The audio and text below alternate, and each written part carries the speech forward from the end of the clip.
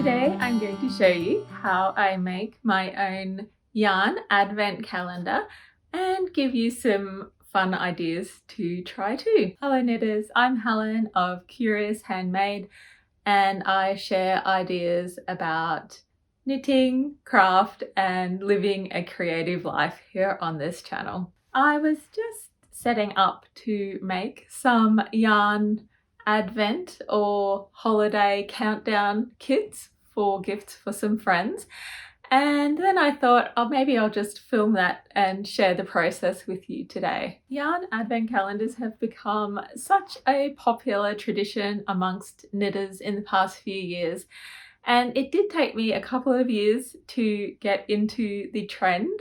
I'm a little bit slow on the pickup of new trends sometimes, but once I did, I was well and truly hooked, and I really enjoy purchasing an advent calendar from a indie dyer.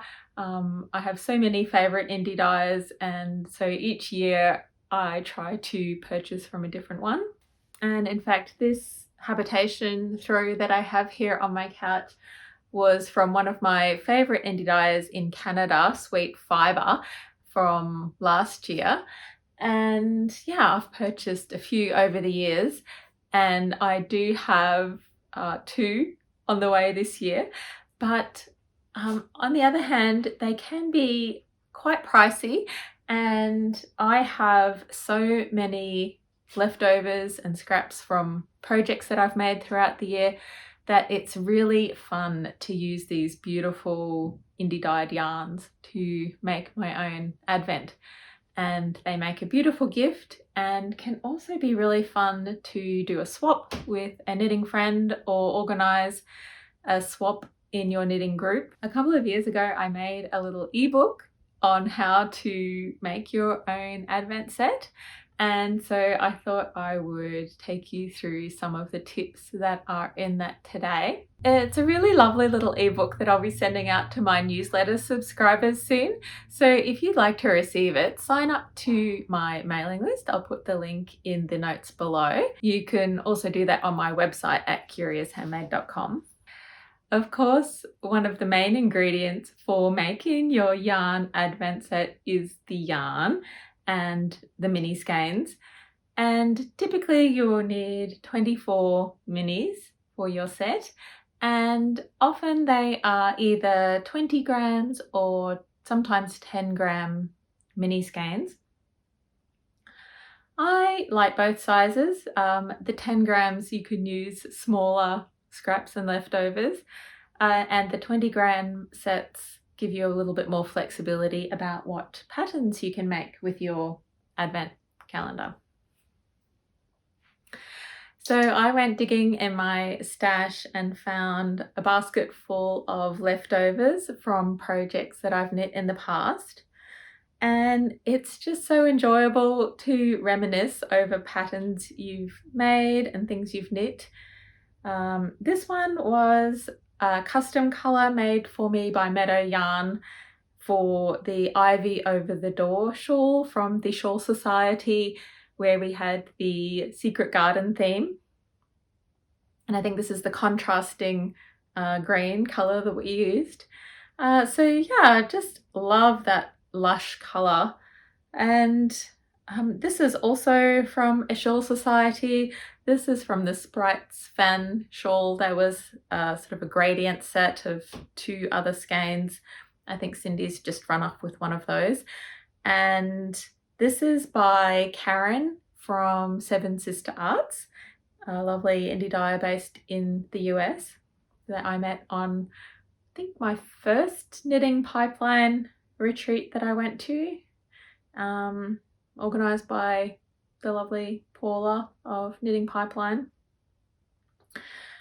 So yes, I have very amazing memories of this particular yarn, and yeah, it just is so nice to have those memories and then appreciate the gorgeous speckles in the yarns, and it's really fun to put together a set of colours, a set of 24 colours.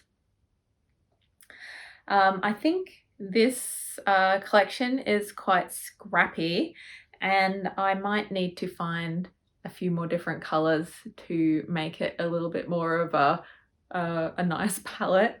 I've got some pretty bold colors here, so pretty vivid gold from, I think, the Wick shawl from the same collection as this one, which is by Walk Collection, Katrin in Germany, and she has gorgeous colors. Yeah, so that's one alternative to use your scraps from projects, and obviously a great alternative because they're not really being used for anything, so it's wonderful to be able to put them to use and share them. The other thing you could do is to use actual minis that have been purchased as minis. I am an absolute sucker for mini skein sets. This was originally 5 mini skeins from the Wool Barn. Maya's one of my favourite indie dyers in the UK, and I think I must have used the other 2 minis for projects, probably sock cuffs and heels, contrasting heels and toes or something like that. Yeah, and so I have quite a few of these sets, so that could be a good thing to look at, is if I have enough to make into an advent set. That would be quite good because they're already wound. And then the other idea I had was to use full skeins, full 100-gram skeins. And so a 100-gram skein would make 5 20-gram minis. And so you would need 5 skeins. I've actually got 6 skeins here, but I was looking at these beautiful yarns from Natural Fibre Arts. Cheryl's an indie dyer who lives very close to me here in Australia, just a little bit up the coast. And yeah, she just has these really beautiful muted colorways, and these are all on the same beautiful base, which is a merino silk yak base. So that's just gorgeous and soft. And so I thought you could make 24 minis. They wouldn't all be unique, different in the set. So that would make a really beautifully coordinated project, and it wouldn't be as scrappy looking as if they were all different colors, but I think it would be quite beautiful. And I've actually made these fabric baskets or bags, more of a basket really, for mini sets to put them in once I've wound all the yarn. So to wind your yarn, you could use the Nosta Pinner like I showed on the video last week, and just wind your minis using this. And what I've been doing is using some kitchen scales. I know that a lot of knitters have jeweler's scales to measure their yarn, and they'd be great as well, but I think kitchen scales are probably accurate enough for this purpose. And so I usually just weigh the yarn and then let the yarn sit on the scales while I'm winding it, and then when I've got to the original weight minus 20 grams or 10 grams if you're doing 10-gram minis, then you know to stop because you've got enough yarn. The other thing you can do if you're using the Nosta Pinner is just to pop the little ball off and weigh it as you go. If you think you're getting close, you can just weigh it and then put it back on if you don't have enough yarn yet, and that works fairly well. It doesn't collapse. The middle doesn't collapse that quickly. You can pop it back on this. You can also, of course, just use your thumb or just make a little tiny ball and then wind around that to start with if you don't have a Nosta Pinner. You can also use a pencil. I've been using a pencil for some 10-gram minis, and that works really well as well. You can use your ball winder and do it that way if you prefer. So once you've made your set of 24 mini skeins or mini balls. You can think about presenting them and packaging them up. And I think that there's lots of creative ways to do this. You can wrap them in tissue paper. You could have little paper bags, which is a fun and easier, quick idea. And last year, my Sweet Fibre set, which was this one, came in beautiful little calico drawstring bags. So I will probably reuse those this year. Hopefully I have all 24 still. Yeah, so there's lots of different ideas for presentation, and it's nice to find a lovely gift box to put them all in, and think about how you want to sequence the little packages and the colours of the yarn, how they might come up in the sequence.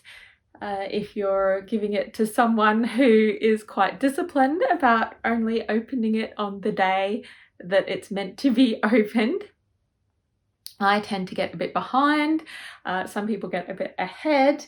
And then it's really nice to just pop in a little extra gift here and there, not necessarily every day, but as a little extra surprise on some days. You can pop in a stitch marker, or perhaps some sweets, or a tea bag, or just a little treat that you've collected to pop in there.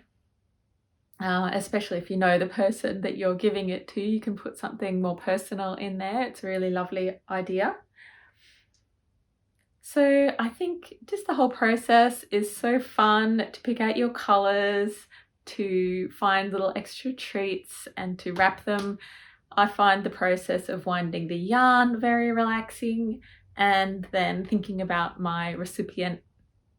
And yeah, it's just such a lovely process. So I would really recommend doing this, especially if you have a basket or a bag full of leftover yarn to use. It's just such a nice way of giving it to somebody that can use it in a lovely project at the end of the year. So I hope it's been fun. If you would like to receive the ebook with more details and ideas, just sign up for my newsletter. And if you would like to have a sort of a mini tutorial on using the Nosta Pinner, you can look at last week's video. I'll talk to you soon.